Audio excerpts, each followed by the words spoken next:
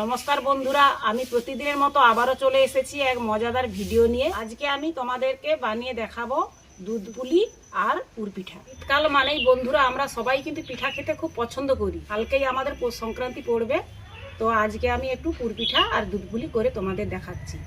দুধ পুলি করার জন্য আমি এখানে 1 লিটার দুধ নিয়েছি আর খেজুর গুড় দিয়ে বানাবো। খেজুর গুড় নিয়েছি, নারকেল, চাল গুঁড়ি আর নিয়েছি মিল্কমেড।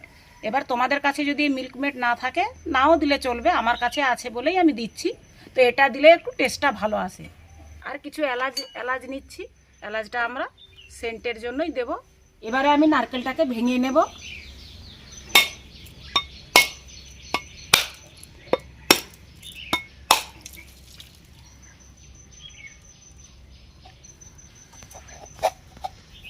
এবারে আমি নারকেলটাকে কুড়িয়ে নেব।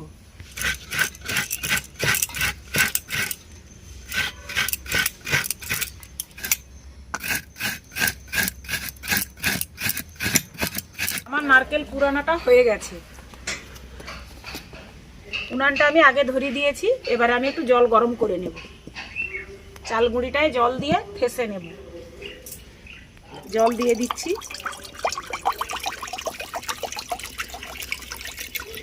চাল গুঁড়ির মধ্যে পরিমাণ মতো লবণ দিয়ে দেব।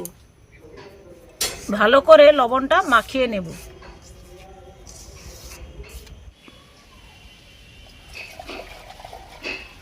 আমি কড়ার মধ্যে কোরানো নারকেলটা দিয়ে দেব আর দেব গুড়।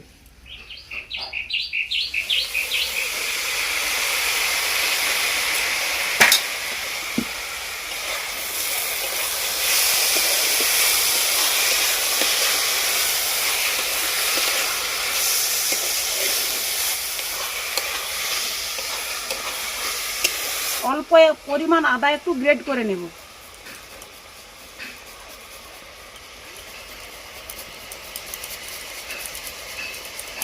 আর একটু এলাচ দানা দিয়ে দেব।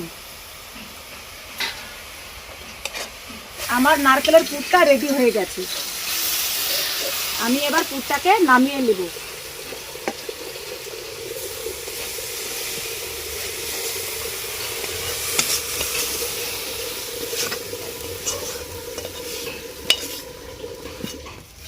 লক্কিটা আমি বসিয়ে দিলাম।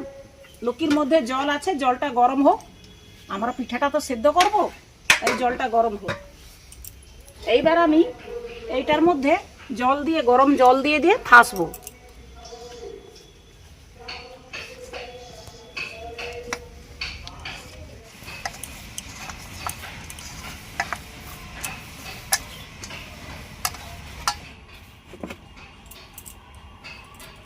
আমার চালের গুঁড়োটাকে মাখিয়ে শক্ত করে ডো তৈরি করে নিয়েছি। এবারে আমি পিঠা তৈরি করতে শুরু করব।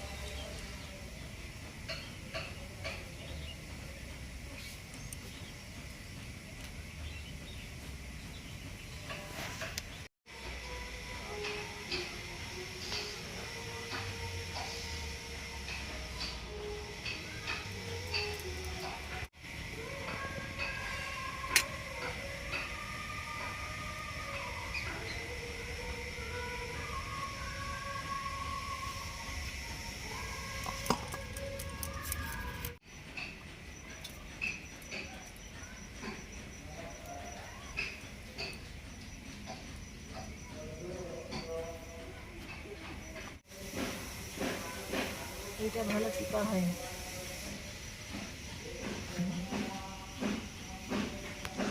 তো বন্ধুরা, আমার কিছু পিঠা তৈরি হয়ে গেছে। এই পিঠাটাকে আমি জলের মধ্যে একটু সিদ্ধ করে দেবো। হাঁড়ি বসিয়েছি, এই একটা সাদা জাম দিয়েছি,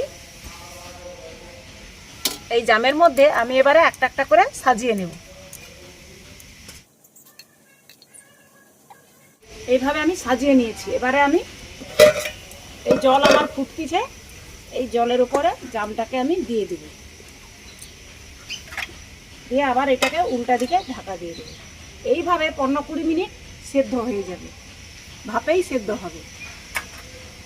এবারে আমি আবারও কিছু পিঠা তৈরি করে নেব, সেটা কিন্তু আমি দুধ পুলি করব। আর পিঠে কিন্তু নলেন গুড়েরই খেতে ভালো লাগে। এই গুড়টা দিয়ে পিঠাগুলো তৈরি করলে একটা যেন মধুর মতো স্বাদ হয়ে যায়। সেই জন্য সবাই প্রায় গুড় দিয়েই পিঠা করে শীতকালে। বন্ধুরা, এই পিঠা কিন্তু একজন করাটা একটু অসুবিধা হয়, 2-3 জন হলে সুবিধা হয়। কারণ একটা একটা করে তৈরি করতে হয় তো, আর ভালোও লাগে। গল্প করতে করতে পিঠাটা তৈরি করা হয়ে যায়, ভালোও লাগে। বন্ধুরা, আমার এই পিঠাটা সিদ্ধ হয়ে গেছে, এবার আমি দেখব।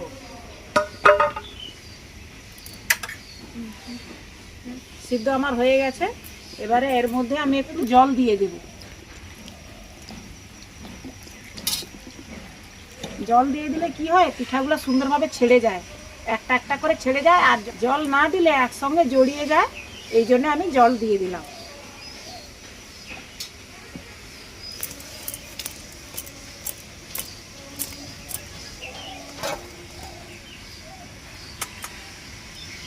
তৈরি আমাদের পুর পিঠা।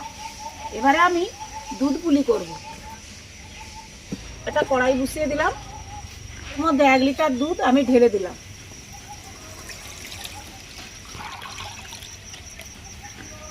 এর মধ্যে আমি 4-5টা এলাচ ছড়ে দিয়ে দিচ্ছি। আমার দুধটা ফুটে গেছে, এবারে আমি এর মধ্যে পিঠাগুলো দিয়ে দেব।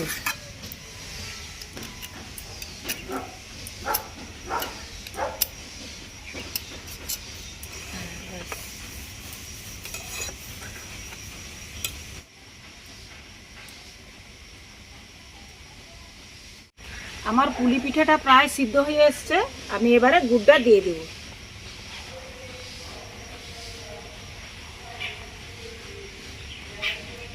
এই গুড়টা দেওয়ার পরেও আমি আরো 10 মিনিট ফুটিয়ে নেব। বন্ধুরা, কিছু চালগুড়ি মাখানো আমাদের বেঁচে গিয়েছিল, আর নারকেলটা আমাদের শর্ট পড়ে গেছে, যার জন্য আমি এইরকম ভাবে চুষি পিঠা তৈরি করে নিয়েছি। এটাকেও আমি ওই দুধ পুলির মধ্যেই দিয়ে দিব।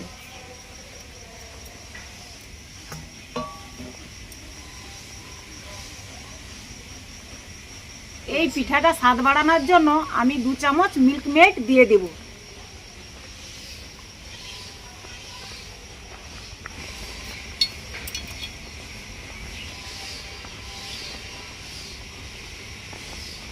আমার পুলি পিঠাটা রেডি হয়ে গেছে, আমি এবার কড়া থেকে নামিয়ে নিব।